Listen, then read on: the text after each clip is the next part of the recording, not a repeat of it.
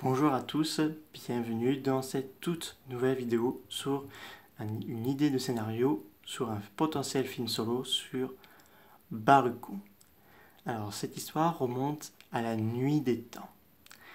Dans un petit village indien, sur l'île de Guam, les habitants vivent des jours heureux et vont souvent dans un petit temple pour prier, qu'ils espèrent que le dieu arc-en-ciel ne se réveille jamais, car selon les légendes, ce dieu arc-en-ciel aurait provoqué pas mal de dégâts et qui aurait causé la mort partout où il passait. Dans une grotte, des Jayos sont en train de se disputer une proie. Donc suite à leur dispute, les deux Jayos font tomber une espèce d'opale qui se met au contact du soleil. Donc l'opale, si vous voulez, est sorti hors de la grotte suite aux disputes des deux Jayos. Suite avec le soleil qui brillait fort de l'après-midi, l'opale commence à développer quelque chose à l'intérieur. Une espèce de larve de créature qui commence à pousser à l'intérieur avant d'éclore et pousse un petit rugissement. Ce dernier parcourt la jungle à la recherche de nourriture et dévore tout ce qu'il trouve. Et la nuit commence à tomber. Les villageois ont vite senti un mauvais présage car ils ont entendu la jungle qui commençait à pousser des cris d'inquiétude. Tout à coup, les oiseaux commencent à s'envoler dans les airs et là, une forme de vie gigantesque jaillit hors de la jungle. Barugon. Alors Barugon se dirige tout droit vers le village. Les hommes lancent leur lance sur le kaiju, mais sa peau est très dure et ce dernier les attrape avec sa longue langue et les dévore. Les habitants s'enfuient et prennent leur gens à leur cou et Barugon rase tout sur son passage avec fureur. Une fois qu'il a terrassé le village, il parcourt la jungle. Il lance sa langue, mais cette fois-ci pour la refroidir et la transforme en espèce de forêt de glace. Toute forme de vie est pris au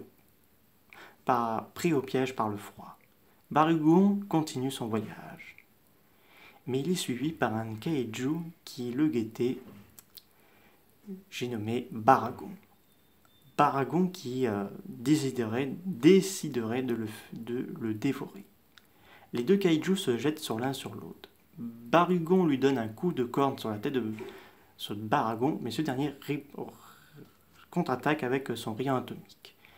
Les deux kaijus utilisent leur pouvoir, alors Barugon le pouvoir de glace et Baragon son rayon atomique de feu.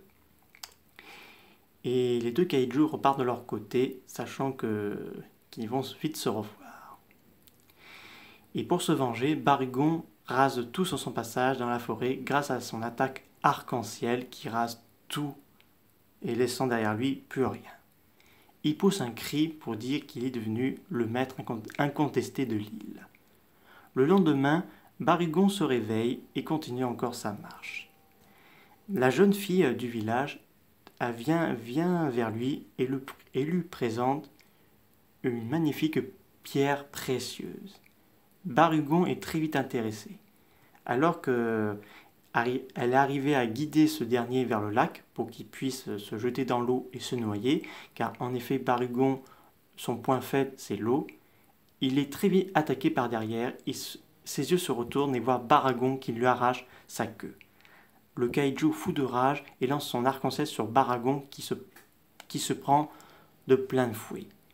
Les deux kaijus recommencent leur combat mortel, éclairés par un ciel rouge, sang menaçant. Les deux kaijus se griffent, se mordent de partout et leurs corps sont très vite recouverts par un bain de sang. Baragon arrivera à battre Barugon qui se fait largement étrangler par ce dernier et se fait entraîner par Baragon qui l'emmène dans un tunnel.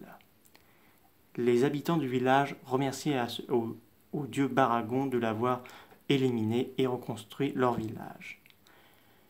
Mais malheureusement, dans la montagne où Barugon est sorti de sa cachette, se trouve un autre œuf de Barugon et qui s'apprête un jour d'éclore.